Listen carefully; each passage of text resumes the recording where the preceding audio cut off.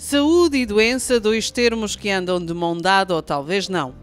Muitas pessoas confundem os dois, achando que saúde é apenas a ausência de doença. Tentamos perceber qual o entendimento destes dois termos por parte da população. Acho importante referir que a saúde, para mim, é a principal responsável por vivermos ou não com qualidade. Então, na minha opinião, ter saúde é estar nas condições ideais, tanto a nível físico como psicológico e social, para que possamos viver o melhor possível. Ora bem, saúde para mim é aquela altura em que nós consideramos que o nosso organismo, de uma forma geral, está a funcionar perfeitamente, em equilíbrio, quer em termos físicos, quer em termos mentais, e tendo atenção ao meio que nos rodeia. Portanto, se houver alguma alteração, podemos já não estar perante uma situação de saúde propriamente dita. Passamos já para o campo seguinte, que é dizer assim: eu tenho algum problema, eu tenho alguma, digamos, alteração orgânica ou física que me leva a ter que recorrer a alguns subterfúgios ou medicamentos no sentido de tornear e repor o equilíbrio que era suposto existir perante a questão de dois, três elementos que são fundamentais, quer dizer assim, em termos de idade, em termos de condição física, aquilo que se considera que é o normal ou não. Portanto, estamos perante duas situações. Doença, existe equilíbrio. Saúde, existe equilíbrio. Doença, algo está a falhar. Para os mais novos, a fórmula para uma pessoa saudável tem a ver com cuidados com a alimentação, uma pessoa que compensa excessos e pratica exercício físico. Há uma pessoa que que pratica desporto, que não está sempre doente, que é saudável.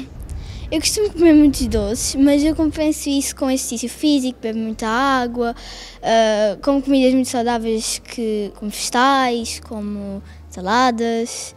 Uma realidade a que nem todos os jovens estão atentos, preferindo os apelos, por exemplo, da fast food. A maior parte gosta de batatas, pizzas, hambúrgueres. Eu também gosto muito de hambúrgueres, mas também em excesso não, né?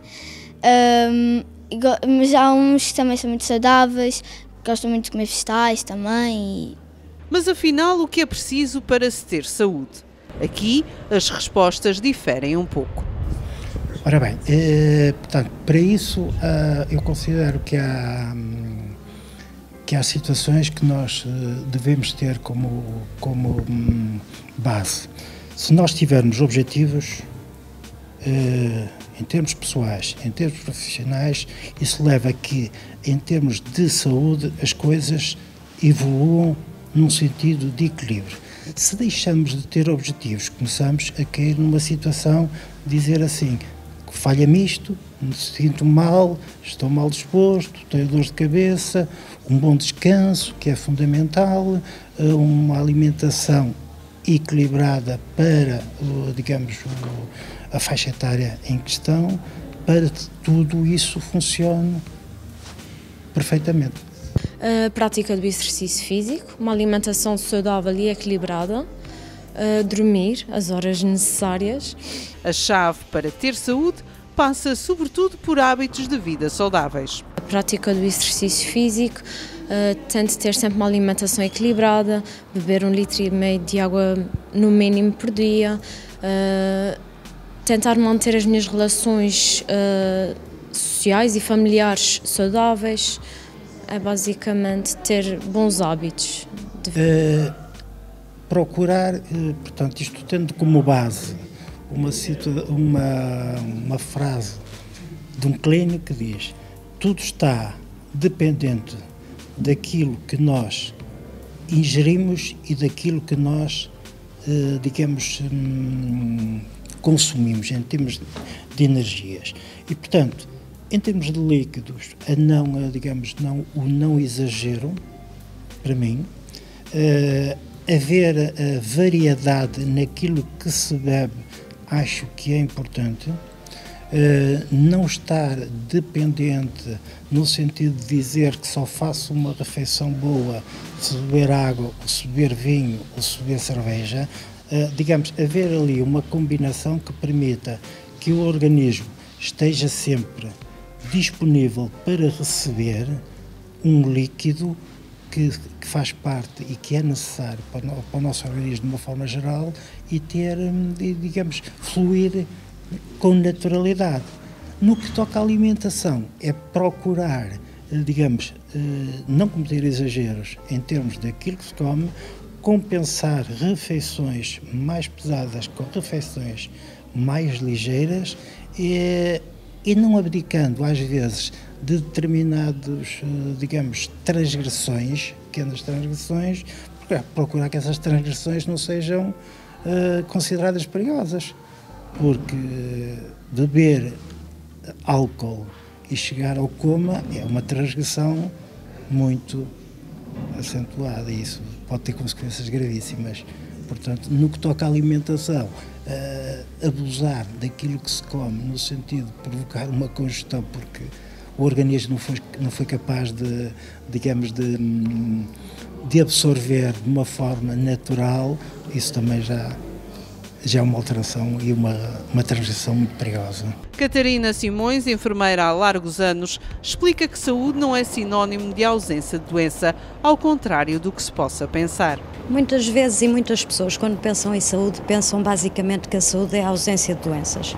E isso realmente é uma ideia enraizada na nossa sociedade e que tem-se prolongado ao longo dos anos e se mantém ainda na cabeça e na ideia de muitas pessoas.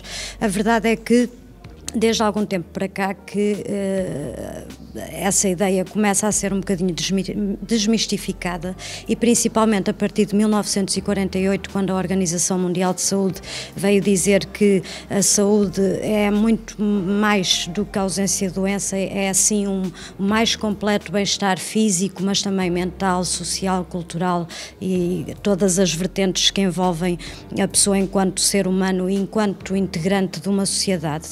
E por isso, a partir dessa altura, começa-se então a desmistificar essa ideia de apenas a parte física e biológica e passa-se a entender a saúde como, portanto, um bem-estar muito mais amplo e que também tem a ver com a nossa integração na sociedade e que tem a ver com toda a questão da comunidade em geral.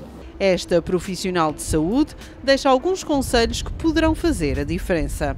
Eu acho que, acima de tudo, e o mais importante é todas as pessoas deviam ter a ideia que quem é dono da sua saúde é a própria pessoa. Ou seja, o que eu vejo enquanto profissional de saúde é que muitas vezes as pessoas têm a ideia que quem tem que tomar conta da saúde delas são os profissionais de saúde, são os serviços de saúde e por isso acabam por recorrer aos serviços de saúde quando já estão doentes, sem pensarem antes na prevenção das doenças e sem pensarem que têm que ser elas a tomar conta da sua saúde.